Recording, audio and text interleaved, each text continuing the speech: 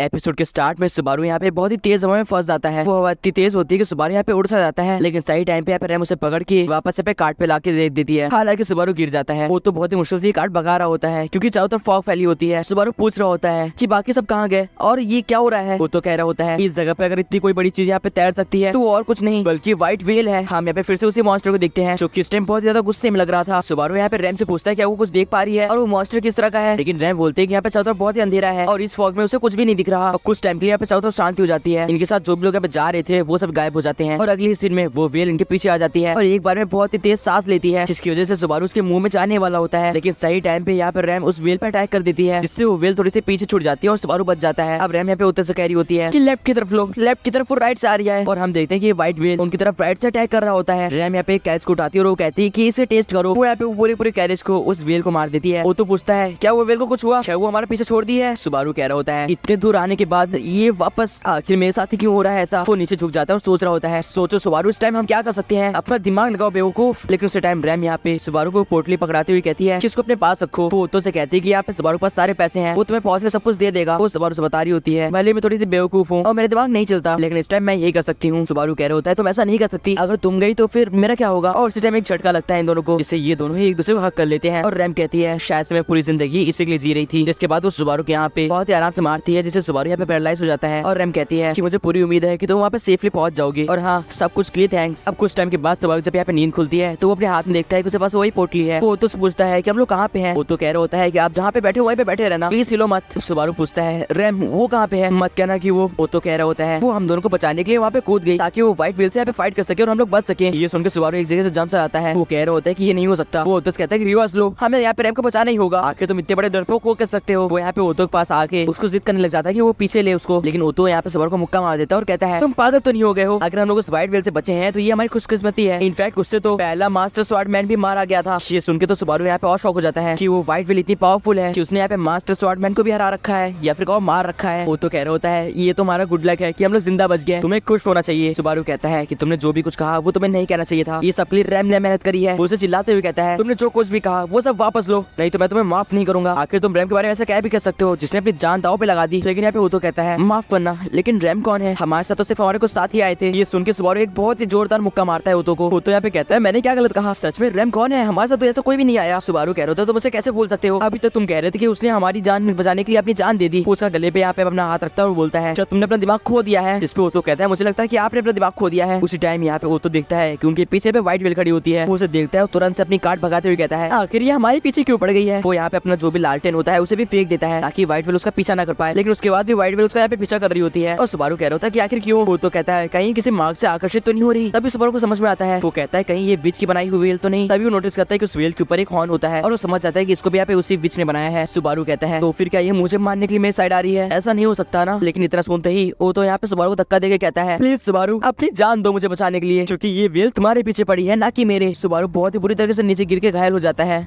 उसके नाक से भी खून आ रहा था। और उसके ठीक ऊपर यहाँ पे वो व्हाइट व्हेल होती है। वो व्हाइट व्हेल एक बार में बहुत ज्यादा गुस्सा हो जाती है और एक बहुत ही तेज वेव फेंकती है, जिससे सुबारू बहुत ही दूर जाके गिरता है। वो कह रहा होता है मुझे मरना नहीं है प्लीज, मैंने बहुत बार देख लिया मौत को। वो बहुत ही पागल तरह से भाग रहा था, वो अपनी जान बचाना चाहता था, लेकिन एट द एंड वो एक जगह जाके गिर जाता है और शायद से वो मौत के लिए तैयार था। लेकिन जैसे वो आँख खोलता है पूरा आसमान यहाँ पे क्लियर हो चुका था और व्हाइट व्हेल वहीं पे कहीं भी नहीं दिख रही थी। काफी ज्यादा सुबारू वहीं पे रहता है, लेकिन उसके बाद वो चलने लग जाता है। सुबारू वहाँ पे फॉरेस्ट की तरफ बढ़ते हुए ये सोच रहा था कि आखिर वो जिंदा कैसे बच गया। प्लस वो यहाँ पे रैम को माफी मांग रहा था। उसी टाइम उसके सामने वो कैरेज आ जाती है जो कि ओतो की थी। सुबारू नोटिस करता है कि उसपे वही स्वॉर्ड लगी हुई है जो कि वो विच कलर के बंदे यूज करते हैं। सुबारू समझ जाता है कि ओतो मारा गया, जिसके बाद वो उसी कैरेज पर बैठ के कैसल की रवाना हो जाता है। काफी टाइम तक चलने के बाद वो यहाँ पे फॉरेस्ट के अंदर एंटर कर जाता है। उसे जब नींद खुलती है तो वो फॉरेस्ट के अंदर एंटर कर चुका होता है। तभी उसे नोटिस होता है कि उसके बगल में कुछ बच्चे जा रहे हैं जो कि पेटरा होती है। ये सारे बच्चे सुबारू को देखते हैं और कहते हैं अरे सुबारू तुमसे तो बहुत बुरी महक आ रही है और तुम्हारा फेस बहुत ही बेकार लग रहा है। सुबारू कह रहा होता है इस बार फाइनली मैंने यहाँ पे टाइम पे सबको बचा लिया। अगली सीन में सुबारू के यहाँ पे नींद खुलती है और वो यहाँ पे कैसल के अंदर होता है। सुबारू के बगल में ऐसे रैम से बैठी होती है, जिसको देख के वो शॉक हो जाता है। वो तुरंत उसका हाथ पकड़ता है, लेकिन उसको यहाँ पे एहसास होता है ये तो रम है। रम कह रही होती है तुमने मुझे चौंका ही दिया, आखिर तुमने ऐसा क्यों करा। सुबारू कहता है वो मुझे माफ करना। वो कहता है मेरी चोट सब हील कैसे हो गई। रम बताते है वो सारी यहाँ पे एमिलिया ने हील करी है। एमिलिया का नाम सुन के सुबारू यहाँ पे और शॉक हो जाता है। वो कहता है क्या एमिलिया ने। रम कहते है कि उसे नहीं पता कि एमिलिया और उसके बीच में क्या बात हुई है, लेकिन अच्छा होगा अगर वो सब कुछ पहले यहाँ पे सुलझा ले। सुबारू यहाँ पे पूरी तरह से उदास हो जाता है और वो कहता है मुझे तुमसे एक बात बतानी है रम। वो रोने लग जाता है और कहता है कि एक्शन में लोग जब आ रहे थे तुम्हारे हमारे ऊपर यहाँ पे व्हाइट व्हेल ने अटैक करा और मुझे बचाने के लिए रैम ने अपने आप को सैक्रिफाइस कर दिया। वो रोते हुए कह रहा था मुझे माफ करना, मैं रैम को बचा नहीं पाया, अगर मैं ही मर जाता तो ज्यादा अच्छा होता। लेकिन रैम कहती है मुझे माफ करना सुबारू, लेकिन मुझे तुमसे एक सवाल पूछना है, आखिर रैम है कौन जिसके बारे में तुम मुझे ये बता रहे हो। ये सुनकर सुबारू यहाँ पे शॉक होते हुए कहता है क्या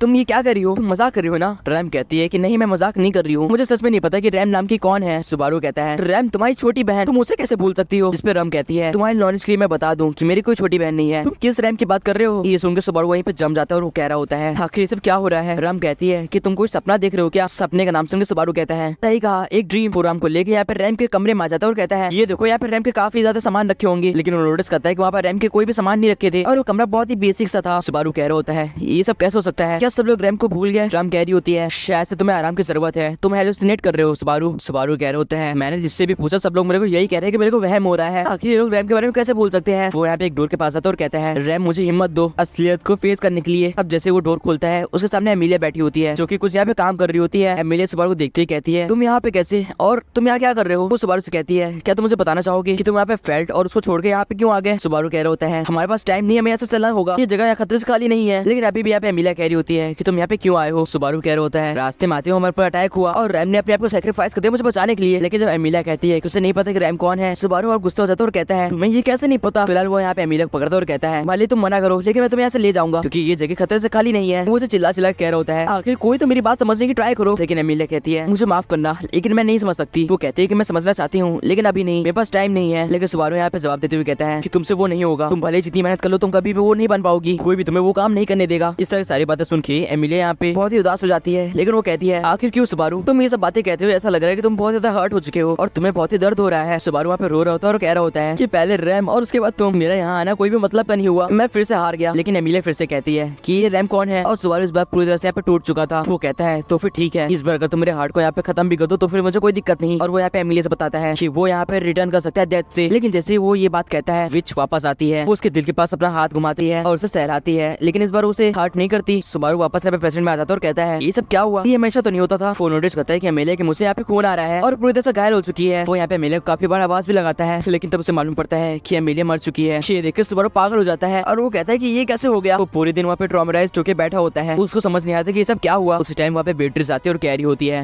कितना बुरा है ना, शायद से तुम उसे कुछ बताने की ट्राई कर रहे थे लेकिन तुमने तो उसे मार ही दिया। बेट्रिस बताती है कि वो पक को यहाँ पे बुला रही थी लेकिन पक ने जवाब नहीं दिया, इसलिए उसने सोचा कि यहाँ पे आके देख ले। वो यहाँ पे एमिलिया का एम्बलम देखती है जो कि टूट चुका था। वो कहती है वेल पक अपनी ओरिजिनल स्टेट में चली गई है, स्पिरिट की स्टेट में, वो तो जिंदा है लेकिन एमिलिया मर चुकी है। सुबारू यहाँ पे बेट्रिस से रिक्वेस्ट करता है कि प्लीज मुझे मार दो। बेट्रिस कहती है ये सारे काम करने के बाद तुमसे रिक्वेस्ट कर रहे हो या फिर कहो विश मांग रहे हो कि मैं तुम्हें मार दूं, माफ करना लेकिन मैं तुम्हारी कोई हेल्प नहीं कर सकती, अगर तुम्हें मरना है तो तुम अपने आप मरो। वो वहाँ पे एक पोर्टल खोलते हुए कहती है वेल इससे पहले कि यहाँ पे रोजवाल आ जाए तुम यहाँ से निकल जाओ। और इससे पहले सुबारू कुछ नहीं कह पाता, बेट्रिस उसे यहाँ पे टेलीपोर्ट कर देती है। सुबारू लास्ट टाइम यहाँ पे बेट्रिस देख पा रहा था जो कि कह रही थी एटलीस्ट अगर तुम्हें मरना है तो मेरे सामने मत मरो। अगले सीन में सुबारू और यहाँ पे एमिलिया फॉरेस्ट में आ जाते हैं। सुबारू रोते हुए कह रहा था प्लीज मुझे कोई मार दो, बस हो गया मेरे लिए। उसी टाइम वहाँ पे विच करके जितने मेंबर्स होते हैं वो आ जाते हैं, साथ ही साथ में वहाँ पे बेटलग्यूज भी आ जाता है, ये कहते हुए कि वो सुबारू को काफी देर से इंतजार कर रहा था। वो कहता है क्या तुमने जिसे अपने हाथ में पकड़ा है वो हाफ एल्फ विच है, कितना ज्यादा यूनिक है। बेटलग्यूज कह रहा होता है कि तुमने अपने लव को ही मार दिया, तुम तो सच में काफी ज्यादा हमारे जैसे हो, तुम सच में बहुत ही स्लॉथफुल हो। जिसके बाद वो यहाँ पे अपने पीछे से वो अनसीन हैंड दिखाता है जिसको कोई भी नहीं देख सकता, लेकिन बहुत ही मैजिकल वे से सुबारू से देख पा रहा था और उसे डॉज भी कर देता है। बेटलग्यूज कहता है ये क्या, शायद ये झूठ है, क्या तुम मेरे अनसीन हैंड्स देख सकते हो, ये नामुमकिन है। वो अपनी उंगलियों को चबाते हुए कह रहा था इन अनसीन हैंड्स को मेरी लव ने मुझे गिफ्ट करा था, तुम उन्हें कैसे देख सकते हो, ये नामुमकिन है। वो कहता है कि मैं तुम्हें मार दूंगा, इस दुनिया में कोई भी नहीं है जो मेरे अनसीन हैंड्स देख सके। वो सुबारू के पकड़ के नीचे झुका देता है, साथ साथ में वो ये भी कह रहा होता है कि मैं तुम्हारे सामने तुम्हारे उस हाफ विच को रबर की तरह यहाँ पे स्ट्रेच करके तोड़ दूंगा। और वो यहाँ पे एमिलिया को टच करने वाला होता है अपने अनसीन हैंड से, लेकिन तभी एक बार में कुछ आइस क्रिस्टल्स यहाँ पे अटैक कर देते हैं और ऊपर से हमें कोई स्पिरिट दिख रही होती है जो कि कह रही होती है तुम मेरे बच्चे के साथ क्या कर रहे हो। और ये तो पक होती है जो कि कह रही होती है तुम गंदे इंसान वहाँ से हट जाओ। और गाइस ये